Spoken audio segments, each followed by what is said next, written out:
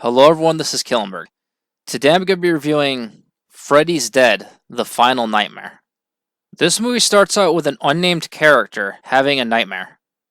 He ends up hitting his head and loses his memory. At a shelter, we meet three teenagers named Spencer, Carlos, and Tracy. They want to leave and go to California. The police take John Doe to the shelter. He becomes a patient of Dr. Maggie Burroughs. I'm sorry if I mispronounced that. Maggie notices a newspaper clipping in John's pocket. To try to cure John's amnesia, she decides to take a road trip to Springwood. John has a hallucination they almost wreck. They find out that Tracy, Carlos, and Spencer are hiding in the van. Tracy, Spencer, and Carlos decide to go to an abandoned house. The house is 1428 Elm Street, which is Freddy's former home. John and Maggie go to the Springwood orphanage, and they find out Freddy had a child. John thinks he's the child, because Freddy let him live. Carlos and Spencer fall asleep and are killed by Freddy. Tracy is almost killed, but Maggie saves her. John is also killed by Freddy, and Freddy reveals that his child is a girl. He was only using John. Tracy and Maggie go back to the shelter.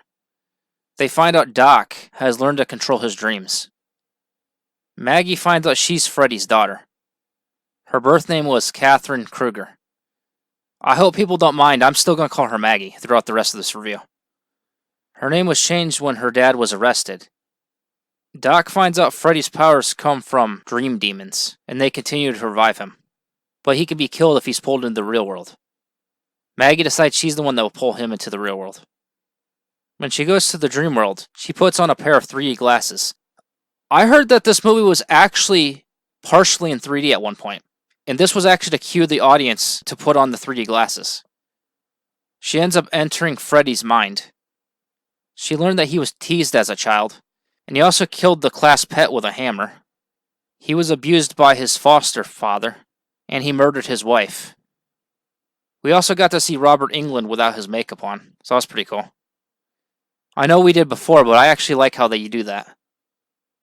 He was given his power to become immortal by demons. Maggie did struggle to pull him into the real world, but she eventually did. He tried to make her feel sorry for him. Like he's all, you see how they treated me. It's like my friend Jule Saynes said when we were talking about the remake of A Nightmare on Elm Street, 2 wrongs don't make a right. Shout out to him, by the way.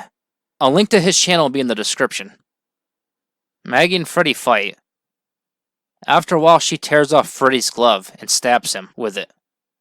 She puts him through a steel support beam. Tracy tosses Maggie a pipe bomb, and she throws it into Freddy's chest. She says Happy Father's Day and kisses him. But of course she runs away too. And of course the pipe bomb kills him. And that's the end. I wouldn't say this is the worst one, but I wouldn't say it's the best either. I didn't think it was as bad as other people do. That's one thing you'll learn about me. I don't always have the popular opinion. I would say this is good, but not something I'd watch every day. Alright, I hope you enjoyed my review of Freddy's Dead, The Final Nightmare.